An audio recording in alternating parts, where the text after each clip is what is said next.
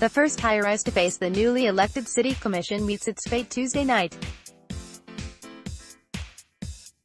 The Alexan-Tarpon River Tower is so controversial that opponents formed an organization and hired a lawyer and a traffic engineer.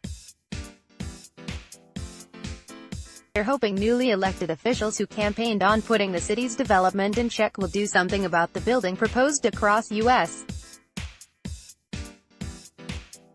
One from the Rio Vista neighborhood in Fort Lauderdale: "We know out-of-contol development in the downtown area is an important subject, and full-time residents are hoping for a more common-sense approach," downtown resident John Gagne wrote to Mayor Dean Trantalis in April. A four-member majority, Trantalis and Commissioners Steve Glassman, Heather Moritas and Ben Sorensen, stopped the project as it was headed to an automatic approval. They voted to hold a public hearing, on the basis that city staff didn't properly apply land development rules. The hearing takes place at the 6 p.m. meeting in City Hall, 100 North Andrews Avenue. Trammell Crow Residential proposes building 181 residential units in a 22-story building at 501 SE 6th Avenue, on the south side of the New River downtown.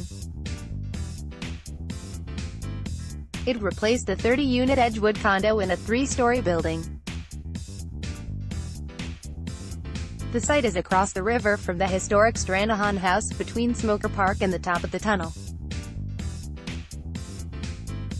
Critics said the city's downtown master plan calls for building heights to taper down in that area, to a maximum 8 stories. Complaints also have rolled in about increased traffic on Federal Highway, US 1 and in the Rio Vista single-family neighborhood. Drivers would have limited access to the tower.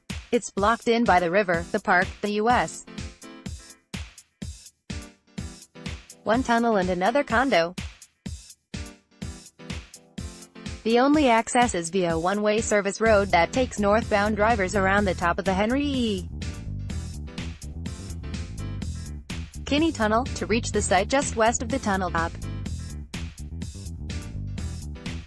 Drivers southbound on US 1 would have to take a U-turn or cut through Rio Vista to circle around the top of the tunnel. Officials from the city and development team confirmed. Many residents have voiced their concerns over the entrance and exit, utilizing a side road, potential turnarounds through Rio Vista, and acceptable level of service on Federal Highway and the side roads should this tower, which dwarfs the neighboring buildings, be approved. Attorney Jeremy Shear, representing opponents in the Las Olas Grand Tower, said in an email. City Development Review officials said the project meets the rules. It would be set back 135 feet from the river's edge, which is more than twice what is required. That would allow for creation of an exceptional public realm space, a city memo says. The ground floor of its north wing would be open, helping to connect the Riverwalk and Smoker Park, adjacent to the property, to the neighborhoods, a city memo says. The building is designed to face both the US 1 corridor and Smoker Park and is a pleasingly slender tower, allowing for sufficient light and air to reach the ground, city staff said in a memo. This is a developing story.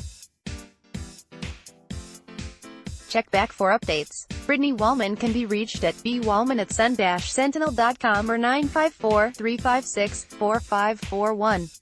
Find her on Twitter at Brittany Wallman.